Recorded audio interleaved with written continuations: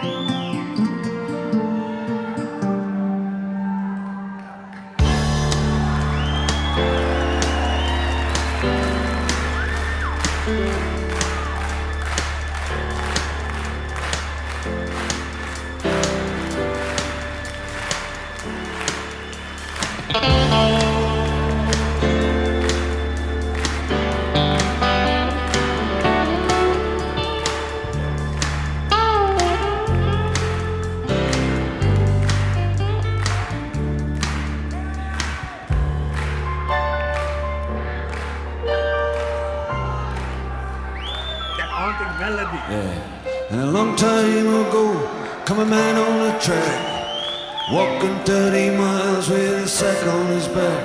And he put down his load where he thought it was the best. Made a home in the wilderness. Built a cabin and a winter store. He plowed the ground by the cold lake shore. You're the travelers keep walking down the track. They never went further, no, they never went back. Then came the churches, then came the schools, then came the lawyers, then came the rules, then came the trains and the trucks with their old, and the dirty old track was the telegraph road.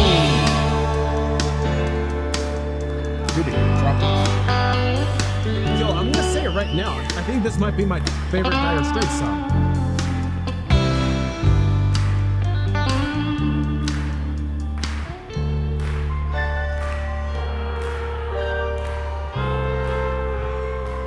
I really think it's that piano that's really giving Yeah, then came the mines and came the ore. And there was a hard times and there was a war.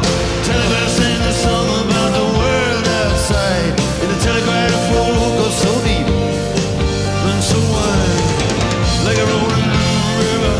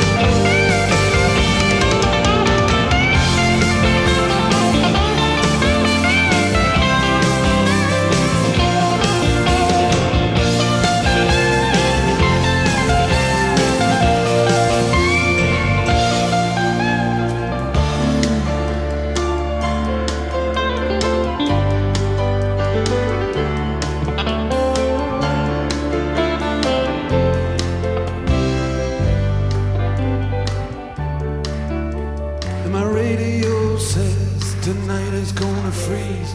People driving home from the factories. Now you got 6 lanes of traffic, 3 lanes moving slow.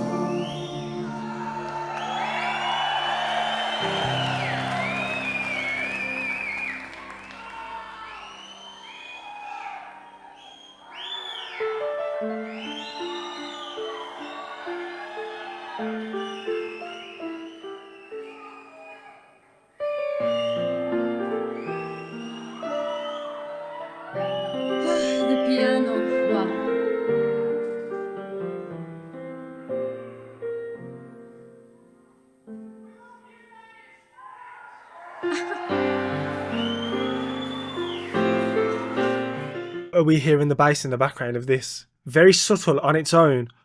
Oh my. I think I've used this analogy to describe a song before, right? But I really feel like I am being transported into a storybook. I feel like I'm sitting here on the line of reality and being in a story. Like, it's capturing me. I don't know how they do it. I mean, I kind of do know how. It's because, like I said, everybody in this band plays an important role and they're all just as excellent as each other with every instrument they play. How they actually use that ability to capture the consumer, bruv, I have no idea. The way the piano and the guitar sort of dance together in this song is so beautiful to me. They complement each other so much, and one is not overpowering the other. It is just so beautiful to hear these two instruments together in this song. And Mark, when he plays his solos, when he is on that guitar, he has such a distinct sound when he plays his guitar. Not only is his voice distinct, but his guitar playing is also distinct. This is like, I don't know, is it late 70s or beginning 80s? Oh, I'm not sure. You could talk about, you know, a man in the woods building something, and then a city like Missing Simpler Times. And now 2024, we look back to that age when this is happening as a much simpler time, which it probably was, you know, in some elements, some maybe not. You know, there's always nuances to it. Yeah, you know, no phones, no internet. You know, that's a good one. I love technology, but yeah, it's overwhelming how fast it goes. In the song, it goes fast. You know, you go from one house, suddenly we get mines and a whole industry is built around it. Yo, this is fire. You got me. Yo, come on. I love how he put in succession all the events that happened to establish the society. He talked about the schools, the education, to the lawyers, and how it all started with one person settling somewhere. And I also loved in the beginning too how they had like that whimsical moment. And it, now that I think about it, it's kind of like when something does come to life. And then they transition to more instruments, kind of like how the towns and everything evolved. They literally just had the evolution of what he was saying in the beginning of the song. That was an amazing solo right there, and clean too. Like it didn't seem like heavily distorted or nothing like that. It was just so clean, but yet very precise, and I mean, just amazing. I love that right there. Normally, I'm not a really big fan of long songs. You know, you have to be really good to pull it off to keep my attention. But when bands are amazing, the song feels small. You really don't want it to end, all right? And Dire Straits, that's how I know how much I like this band, because you know, sometimes people will send me tracks that are like 14 minutes long, and that's 14 minutes of pain if it's trash. As much as I love Mark's guitar solo in this song and overall, I'm really loving the piano and two little solos and forgive me, I don't know his name yet. And I loved how they stripped everything back on that first solo and it was just the piano playing.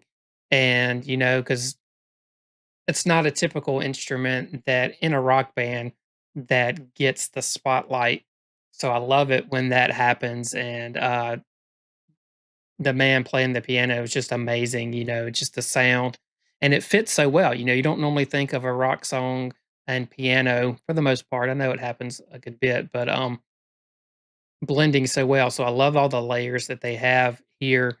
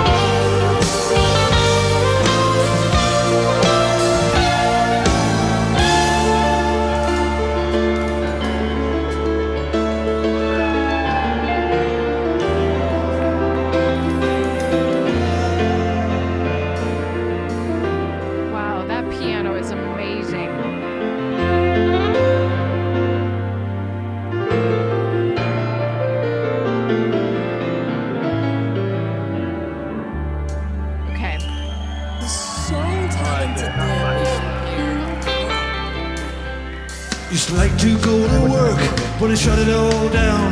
I got a right to go to work, no work here to be found yet. They say we're gonna have to pay what's owed. We're gonna have to. They reap from the seed they sowed. When all the birds up on the wires and up on the poles, they can always get out of this rain and this cold, and you can hear them singing out their telegraph code all the way down the Telegraph Road.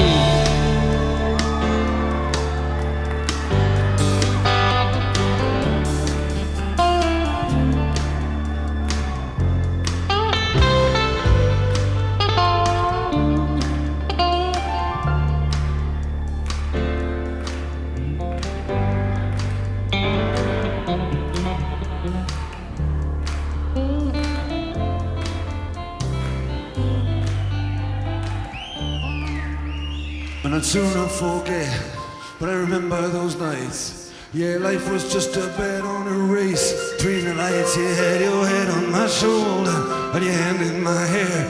Now you act a little cold, like you don't seem to care. But just believe in me, baby, and I'll get you away. I'm gonna get you out of this darkness and into the day. From all these rivers and headlights, from these rivers of rain, from the anger that lives on the streets where days name. 'Cause I'm on every red light on memory lane. I see desperation explode into flame, and I don't wanna see it again. From all these signs just saying sorry, but we're closed all the way.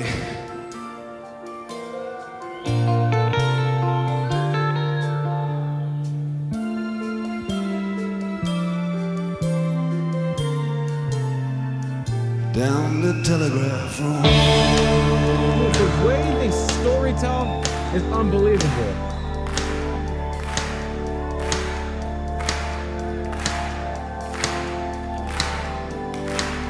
I like preparing for a juicy little kill.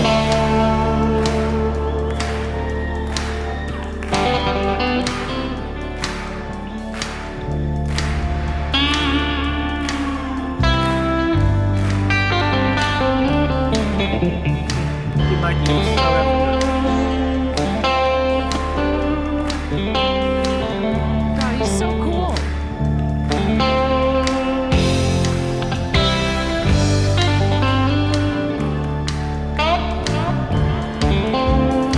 Okay, bass. That bass. Bounce, bounce.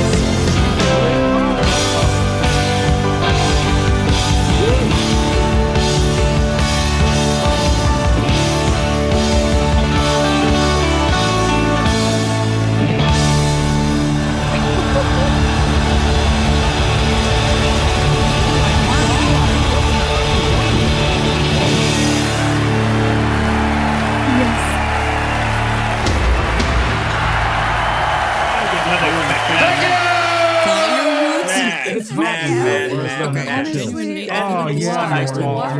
Yes. I don't know what the highlight. Thank you. Honestly, what did we just experience, man?